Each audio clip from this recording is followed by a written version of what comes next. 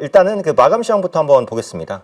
오늘 장중에 조금 놀라셨을 수도 있을 것 같아요. 그러니까 변동성이 굉장히 좀 심하게 실려서 오늘은 조금 조정장인가 했는데 막판에 그래도 많이 말아 올리긴 했습니다. 어떻게 보면 삼성전자가 상당히 좀 혼자서 이끌어간 그런 시장이었다라는 생각도 듭니다. 그리고 SK하이닉스의 실적 발표가 있었죠. 세론에 대한 우려감이 있었는데 다행히 이제 세론은 나타나지 않았습니다. 그래서 너무 크게 우려하실 필요는 없고, 사실은 없으신 분 입장에서는 그냥 세론이 나타나는 게 낫을 수도 있어요. 그럼 오히려 밑에서 이제 분할 매수할 수 있는 기회로 삼아볼 수 있는데 세론이 나오지는 않았기 때문에 딱히 그런 기회는 제공하지 못했습니다.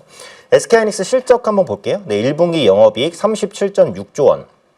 이게 이제 사실상 거의 컨센서스를 만족시켰다라고 보셔도 될 것 같습니다. 네, 어차피 30조 원 후반대에서 증권사 컨센서스가 형성이 돼 있었거든요. 그러니까 이게 눈높이가 많이 올라간 거죠. 삼성전자가 어닝 서프라이즈를 냈기 때문에 눈높이가 많이 올라간 겁니다. 그래서 그런 관점에서 양호한 실적이 나왔고, 메리츠에서 이번에 또 잘 맞췄어요. 컨센서스를 37.5조 원으로 했는데 거의 틀림없이 맞췄습니다. 메리츠가 요즘에 적중률이 좀 좋은 것 같아요.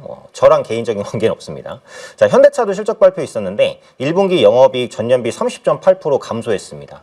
조금 부진했죠. 근데 충격이 뭐 그렇게 크지는 않았어요. 살짝 뭐 밀린 정도? 왜냐면 실적이 안 좋을 걸 예상했거든요. 그래서 관세에 대한 영향도 있었고, 지금 대외 변수가 살짝 불확실했었던 부분이 이제 1분기에 반영되다 보니까 실적이 좀 안 좋았다라고 봅니다. 근데 지금 현대차를 볼 때 뭐 자동차를 잘 팔았냐 못 팔았냐 아주 크게 신경 쓰진 않는 것 같아요. 어차피 보유하고 있는 그 보스턴 다이내믹스의 로봇 전략, 그 부분에 시장의 포커스가 조금 더 있습니다. 제가 볼 때는. 그래서 그런 부분들을 보신다면 뭐 실적 둔화는 너무 크게 염려하지 않으셔도 될 것 같고요.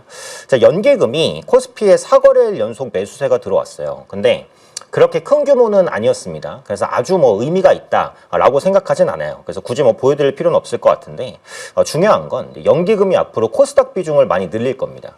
그러니까 지금 연기금이 가지고 있는 코스닥 시장의 비중이 한 5조에서 6조 정도 될 거거든요. 근데 요거를 최소한 10조 원, 많으면 20조까지 확대할 수 있어요. 그럼 현재 시점보다 5조에서 10조 원 정도는 연기금이 코스닥 시장에 들어옵니다. 코스피 시장에서 5조 10조면 별로 큰 금액은 아닌데 코스닥 시장에서 5조 10조면 꽤 큰 금액이에요. 그래서 연기금이 앞으로 코스닥이 어떤 종목을 살지 그걸 보시면 돼요. 들어오는 이유는 정부가 이제 벤치마크에 코스닥 지수를 포함시켰기 때문입니다. 만약에 코스피 지수가 정체인데 코스닥 지수가 크게 올랐어요. 물론 가능성은 적습니다. 그럴 가능성은. 크게 올랐다면 연기금이 코스닥 종목들을 조금 갖고 있을 때 그 지수에서 소외가 되잖아요. 그럼 바로 평가 결과 벤치마크 하회. 이렇게 해서 이제 성과평가에 반영이 된다는 겁니다. 그래서 연기금이 좋던 싫던 코스닥을 사야 되는 그런 환경이 왔으니까 앞으로 수급이 들어올 거라고 봐요. 그러면 연기금이 어떤 종목을 사는지 이걸 왜 봐야 되냐면, 연기금은 이렇게 어떤 종목을 샀다 팔았다 하지 않습니다. 보통 사는 종목은 꾸준히 사는 경향이 있고요. 파는 종목은 꾸준히 팔아요. 그래서 연속적으로 수급이 들어오는 종목이 있다면 한번 체크해 보실 필요가 있겠죠. 자, 결론적으로는 그 타코 트레이드에 대한 베팅이 좀 커지면서 저가 매수가 들어온 게 아니냐. 물론 장중에 이제 뭐 테헤란노가 폭격을 맞았다 아니다 뭐 이렇게 설왕설래 있다가 궁극적으로 아닌 걸로 결론이 나면서 이제 지수가 반등을 했지만, 신용 쓰시는 분들 많잖아요. 근데 오늘은 어쨌든 시장의 변동성이 좀 실렸다는 걸 생각해 보면 신용 쓰시는 분들은 살짝 주의하실 필요는 있습니다. 그래서 지금은 레버리지를 너무 과도하게 쓰면은 변동성에 대응이 좀 힘들 수 있기 때문에 신용에 대한 부분은 조금 주의하시는 게 좋을 것 같아요. 자, 바로 섹터로 넘어가 보도록 하겠습니다. 오늘은 간단하게 네 섹터만 한번 준비했습니다. 원전, 두산 에너빌리티와 한전기술. 그 베트남의 원전 건설에 대한 기대감이 좀 꾸준하게 부각되고 있고요. 원전을 원래 안 했었던 곳에서도 원전을 지어달라 이렇게 이제 요청하고 있는 상황입니다. 그 원전에서 하나 더 추가로 말씀드리면, 그러니까 우리가 이제 원전 수주를 따낸다는 것은 결국 그 국가에 가서 원전을 지어준다라는 얘기입니다. 근데 그게 지어주고 끝나냐? 아니요. 계속 가동을 시켜야 되죠. 그러면은 이제 그 나라에서 스스로 그 원전을 가동할 수 있냐? 사실상 거의 못한다고 보시는 게 맞습니다. 기술까지 전해주지 않는 이상. 그러면 우리가 뭘 해야 되냐? 우리가 연료봉을 계속해서 수출해야 돼요, 그쪽으로. 이 연료봉이라는 게 처음에 원전이 가동될 때 꽤 많이 들어갑니다. 그리고 중간에 한 번씩, 한 3분의 1 정도씩은 1년 반에서 2년에 한 번씩 갈아줘야 돼요, 이 연료봉을. 근데 이 연료봉이 하나에 한 10억 원 정도 한다 그래요. 근데 이걸 다발별로 변경해줘야 되기 때문에 요게 연료봉 바꾸는 비용만 한 1년에 1,000억 원 그 정도 가까이 나옵니다. 그러면은 그게 결국 두산 에너빌리티나 아니면 관련주의 꾸준한 수익으로 연결이 되는 거거든요. 그러니까 제가 드리는 말씀은 원전 수출 한 번 했다고 끝나는 게 아니고 그 뒤에 사후적인 관리가 다 매출로 잡힙니다. 네. 그래서 연료봉을 그 나라에서 직접 만들어서 이 원전을 돌릴 수도 있지만 그러려면 우리가 그 기술을 이전해 줘야 돼요. 근데 그러면 그 조건들도 까다롭고 가격도 훨씬 더 올라가겠죠. 그걸 이전해 줘도 실제로 그 기술을 활용해서 연료봉을 스스로 바꿀 수 있는 국가는 제한적이기는 합니다. 그래서 원전 수출은 추가 수출로 연결될 수 있다. 이 부분이고 전력기기는 여전히 좋았습니다. 네, 효성중공업, LS 일렉트릭. 요즘에 전력기기는 진짜 대단해요. 앞으로 전력 수요가 계속해서 늘어날 것이다라는 기대감. 근데 효성중공업은 한 가지가 더 있을 수 있죠. 뭐가 있을 수 있냐면 지금 이게 보시면 주가가 326만 8천 원입니다. 엄청 높죠? 그죠? 요렇게 높을 때 가능성이 있는 게 뭐죠? 이렇게 높을 때 기업 입장에서 할 수 있는 것. 액면 분할, 그죠? 액면 분할. 가능성이 있습니다. 지금 액면 분할에 대해서 원래 효성중공업은 되게 이제 보수적이었거든요. 근데 최근에 액면 분할을 하라고 주주가 요구를 좀 많이 하는 것 같아요. 그래서 좀 검토해 보겠다라고 선회한 것 같기는 합니다. 할지 안 할지 모르겠습니다. 모르겠지만 가능성이 생길 수 있습니다. 그래서 그 부분은 한번 참고해 보시면 또 좋지 않을까 생각이 되고요. 자, 정유주, GS와 S-오일. 제가 전에 정유주 한번 말씀드릴 때 그 정유주는 실적은 좋을 겁니다라는 말씀을 제가 드렸어요. 그래서 정유주가 꾸준하게 이제 호실적을 좀 기록하는 모습들을 보여주지 않을까 이렇게 생각이 되고 오늘 GS와 S-오일 수급 들어왔습니다. 그러니까 정유주는 일단 기본적으로는 그 정제 마진이 있다라고 보시면 되겠죠. 그리고 두 번째는 재고 차익이죠. 이것도 차트로 간단히 한번 볼까요? 그러니까 국제 유가 흐름을 한번 봐야 되겠죠. 네. 그러니까 정유주를 보실 때는 앞서 말씀드린 대로 이제 두 가지입니다. 두 가지. 정제 마진이랑 재고 차익. 그러니까 지금 보시는 차트가 WTI 차트입니다. WTI. 예를 들어서 정유사가 요때 이제 원유를 매입해서 요때 이제 매출을 했어요. 정제를 해서. 그러면 살 때는 65불이었는데 팔 때는 100불이 넘어가죠. 그래서 요 차익이 엄청 큰 겁니다. 그러니까 우리나라는 기름이 안 나잖아요. 그래서 원유를 수입합니다. 근데 우리가 그 정제 기술은 또 세계에서 굉장히 뛰어나요. 그러니까 원유를 수입해서 직접 자동차에 못 넣죠. 그러니까 그걸 분류를 해야 됩니다. 나프타, 경유, 등유, 벙커슈, 항공유, 네, 이런 것들로 이렇게 다 분해를 해서 다 깨끗하게 만들고 쓸 수 있게 만들어서 팔죠. 네, 그게 이제 정제라고 하는 건데 원유를 수입해서 정제해서 팔기까지의 시차가 3개월에서 4개월 정도 걸립니다. 그럼 그 기간 동안 유가가 올라가면 싸게 사서 정제해서 비싸게 파는 거죠. 그래서 이 재고 차익 부분이 첫 번째고 두 번째는 이제 정제 마진. 그러니까 정제해서 줬으니까 그 정제하는 데 따른 비용을 받잖아요. 근데 이게 한 작년까지만 해도 되게 약했거든요. 근데 최근에는 많이 올라왔습니다. 그러니까 정유사 입장에서는 유가도 올라서 좋고 정제 마진도 높아져서 좋은 거예요. 그러다 보니까 호실적이 자연스럽게 기대된다라는 거죠. 그래서 오늘 이제 GS 대표적인 정유주죠. 오늘 8% 정도 수급이 들어왔고요. 그다음에 S-오일. S-오일이 이제 더 전통 그 정유주라고 봐야겠죠. 5% 정도 수급이 들어왔습니다. 지금 1분기 실적 시즌이기 때문에 실적은 앞으로 제가 꾸준하게 좀 체크를 해드릴 건데 어쨌든 이렇게 실적 좋은 종목들은 계속해서 보셔야 된다라는 겁니다. 그리고 오늘 틈새 종목으로 화장품주 올라왔습니다. 달바 글로벌이 시세가 참 좋았고요. 네, 파마 리서치 좀 올라왔습니다. 화장품주도 1분기 실적 기대감이 꽤 높습니다. 특히 요즘에 APR, 오늘 다시 한번 좀 신고가 치려고 하다가 차익 실현 물량 살짝 나왔고 달바 글로벌이 거의 2등주처럼 최근에 좀 많이 올라왔어요. 원래 이게 그 미스트 팔던 그 곳이죠. 달바 미스트 써보신 분들도 많으실 거고 올리브영 가니까 팔더라고요. 그래서 달바 미스트 전 써보진 않았어요. 남이 쓰는 건 많이 봤는데 근데 요즘에 그 화장품 사업에 진출하면서 라인업을 많이 늘렸고 그리고 달바 글로벌이 앞으로 미용 기기 시장에도 진출하겠다라고 했습니다. 그러니까 요즘에는 사실 이게 화장품주라고 적으면 안 되긴 해요. 요즘에 뷰티주라고 표현을 하죠. 다음엔 뷰티주로 적어서 갖고 오겠습니다. 화장품만 팔잖아요, 지금은. 화장품은 기본이고 디바이스. 집에서 하는 기기 있죠. 몇십만 원 정도. 그리고 뭐 병원에서 받는 거, 울세라 같은 거 있죠. 이런 것들.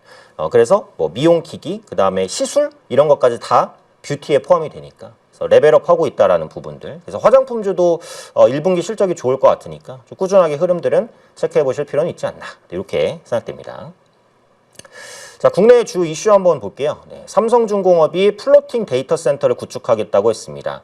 제가 어제 이제 조선주들이 데이터 센터 모멘텀을 싣고 있다, 요 말씀을 드렸습니다. 그래서 HD 현대중공업이 엔진을 데이터 센터에 팔기로 했죠. 그러면서 조선주가 이제 AI주로 거듭나는구나 라는 말씀을 드렸었는데, 삼성중공업이 이제 뒤이어서 플로팅 데이터 센터를 구축하겠다 했습니다.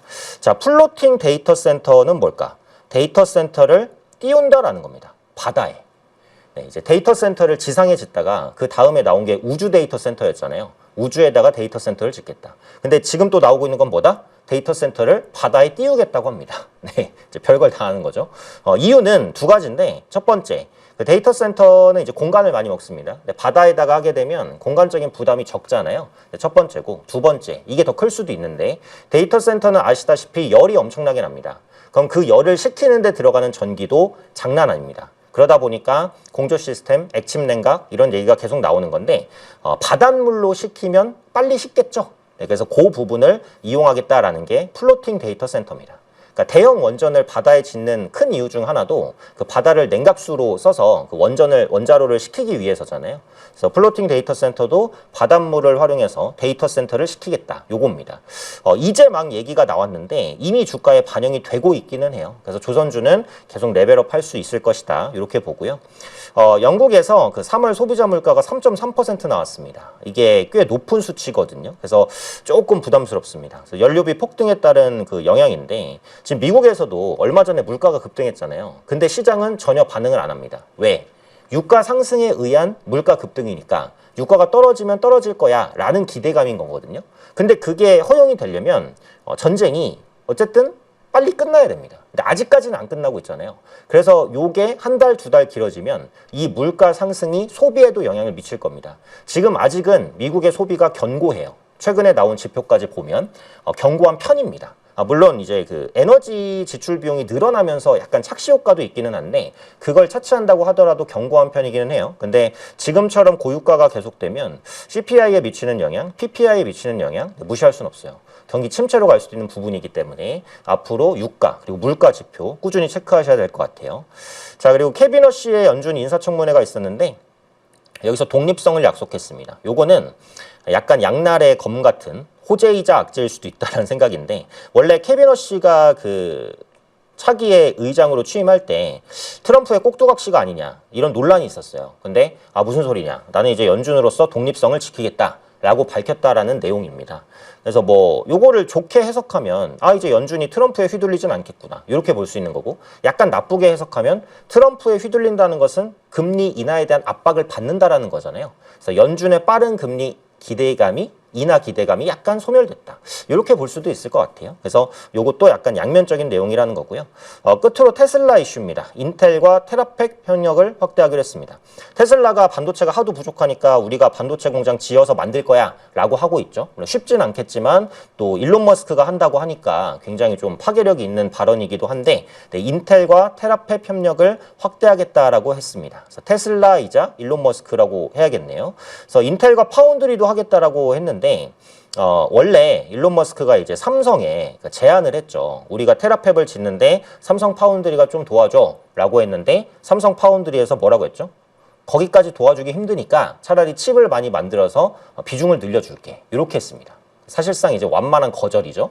그러다 보니까 이제 인텔 쪽으로 붙었어요. 근데 지금 인텔 파운드리는 굉장히 이제 많이 무너져 있죠. 그러니까 세계 1위는 TSMC가 굳건하고 그 뒤를 삼성전자 파운드리가 따라가고 있는 형국인데, 인텔 파운드리는 많이 이제 좀 무너져 있습니다. 수율이라고 말할 것도 없어요. 제대로 가동도 안 되거든요. 근데 인텔 파운드리가 요 일론 머스크를 힘을 얻고 좀 부활할 수 있을지, 그 부분도 또 중요하게 지켜볼 포인트인 것 같아요. 요건 역시도 후속 이슈가 나오는 대로 체크 한번 하겠습니다. 자, 그리고 그래프 한번 볼게요. 자, 반도체 업종의 코스피 내 시총 영업이익 비중인데 좀 재밌는 그림인데요. 반도체 업종이죠. 반도체 업종의 시총과 영업이익입니다. 근데 보시면 괴리가 있어요. 그러니까 이익이 많이 올라가도 시총이 못 따라갑니다. 14년도에 그랬고요. 18년도에도 이익을 시총이 못 따라갔죠. 23년도에는 이익이 크게 꺾였는데도 시총이 많이 안 꺾였어요. 이게 왜 그렇죠? 이게 반도체는 사이클 산업이라서 그렇다. 전에도 말씀드렸죠. 실적이 너무 잘 나도, 엄청 잘 나도 시장이 그거에 무조건 환호하진 않아요. 왜? 언젠가는 꺾일 거니까. 어차피 사이클 산업 아니냐. 이익 벌 때 몇십 조 벌어? 니들 손해볼 때 몇십 조 손해볼 거잖아. 이렇게 판단을 한단 말이에요. 그래서 그 밸류가 제대로 적용이 안 됩니다. 지금 삼성전자나 SK하이닉스도 그 밸류 논란을 벗어나냐 벗어나지 못하냐 기로에 서 있는 거죠. 그래서 결국은 이런 밸류 부담, 그러니까 우리는 이제 사이클 산업을 벗어났어. 앞으로 3년, 5년 우리는 좋은 실적을 계속 낼 거야 라는 믿음을 시장에 주려면 가장 좋은 건 뭘까요? 지금 논의되고 있는 장기 공급 계약입니다. 이번에 SK하이닉스가 실적 발표 컨퍼런스 콜에서 이런 얘기를 했어요. 우리는 장기 공급 계약을 많은 업체와 논의하고 있지만 그 많은 업체와 다 계약할 수는 없다. 그 말은 장기 공급 계약을 원하는 빅테크들이 많다는 의미인 것 같습니다. 그래서 조만간 3년이든 5년이든 장기 공급 계약이 나올 것 같고 그때 삼성전자든 하이닉스든 지수의 하단이 조금 더 튼튼해지지 않을까라는 생각이에요. 이 반도체는 사이클 산업이라는 인식을 지울 수 있느냐가 중요할 것 같고 그 핵심은 장기 공급 계약에 있습니다. 그래서 그 부분을 눈여겨보시면 되겠고요. 여전히 그래도 시장을 아주 나쁘게 보기는 어려운 게 요겁니다. 대기성 자금이죠. 네, 투자자 예탁금 보시면 이게 4월 20일 최근 자료 며칠 전 건데요. 투자자 예탁금도 120조 넘었고 CMA 잔고 110조 넘었고 MMF도 260조입니다. 어디서 이렇게 많은 돈이 나오는지 모르겠지만 어쨌든 상당한 유동성들이 계속해서 들어오고 있다라는 의미입니다. 그래서 요 유동성이 훼손되지 않는 한 시장을 받치는 힘은 꾸준히 있을 것이다. 근데 이전에 코로나 상승 때랑은 지금은 다르죠. 코로나 상승 때는 오로지 유동성에 의해서 갔다면 지금은 유동성 플러스 실적입니다. 두 가지가 겹쳐서 가는 거기 때문에 조금 더 강하게 가는 거고 근데 반대로 말하면 이 유동성과 실적 중에 한 가지라도 흔들리게 된다면 시장이 충격을 받을 수는 있다. 그래서 항상 실적과 유동성 체크하셔야겠죠. 특히 지금은 1분기 실적 시즌이니까 더더욱 제가 또 체크해서 계속 말씀드리도록 하겠습니다. 자, 그 다음에 이제 요거를 한번 봐야 되겠죠. 네, MMF 넥스트레이드에서 어떤 종목군들이 움직였는지 그 부분 한번 보겠습니다. 3빌리언 일단 좀 급등을 했는데 이게 제약 부분에서 수급 유입 좀 이벤트가 있었어요. 그래서 그 부분이 살짝 반영되면서 올라가는 게 아닌가 싶고 이게 유니드가 올라가는 건 호르무즈 해협과 관계가 있습니다. 호르무즈 해협에서 뭐 비료 생산 차질이라든지 이런 부분들이 있다 보니까 유니드가 생산하고 있는 칼륨이나 이런 걸 좀 대체할 수 있지 않을까 이런 기대감. 근데 요건 테마성 요건 첫 번째는 수급 흐름이 강했고 요건 테마성이 강해서 사실 이제 개별 흐름으로 봐야 될 것 같고요. 솔루스 첨단 소재 같은 경우에는 말 그대로 소재죠. 이게 전기차에 들어가는 소재 혹은 CCL이나 기판에 들어가는 소재를 공급합니다. 그래서 반도체 기판단에서 또 움직임이 살짝 나왔고 우주 일렉트로도 한 2.5% 상승인데 이게 약간 사명을 보면 오해할 수가 있어요. 네. 우주 항공 관련주 같잖아요. 우주 항공주가 아닌데 우주 일렉트로라고 되어 있습니다. 이게 자동차 관련된 커넥터 이런 것들을 생산하는 업체거든요. 그래서 이거는 좀 사명 변경이 필요하지 않나. 실적은 좋습니다. 우주 일렉트로 좀 들어왔고 명신산업 제가 어제도 말씀드렸는데 요즘에 주목도가 높아요. 핫 스탬핑을 적용한다라고 말씀을 드렸어요. 철을 엄청 뜨겁게 한 다음에 굉장히 차갑게 하면 강도가 강해지고 무게가 가벼워집니다. 그래서 그걸 테슬라에 주로 공급합니다. 테슬라에 대한 의존도가 조금 있는 기업이라고 볼 수 있고요. 그다음에 이제 마녀공장 있습니다. 마녀공장 화장품주죠. 앞서 제가 1분기 화장품주의 실적이 전반적으로 좋을 것 같다라고 말씀을 드렸고 스피어는 스페이스 X에 이제 부품을 공급하는 업체, 삼성중공업 앞서 플로팅 데이터 센터 말씀드렸고요. 되게 특이한 게 펩트론과 펜트론이 같이 올라왔습니다. 둘은 아주 다른 종목이지만 이건 펩타이드 의약품 관련주죠. 그다음에 방산주 조금 올라왔네요. 그래서 넥스트레이드의 흐름을 보면 요 개별주 3빌리언이랑 유니드는 개별 이슈가 있는 거니까 제외를 해야 될 것 같고 나머지 종목은 그렇게 큰 움직임은 아닙니다. 그래도 전체적으로는 반도체 섹터, 그다음에 자동차 섹터, 조선 섹터, 방산 섹터 요 정도에서 좀 움직임이 나왔네요. 그래서 이런 흐름들이 내일 또 영향을 줄지 그런 부분까지도 한번 체크를 해보시면 좋을 것 같습니다.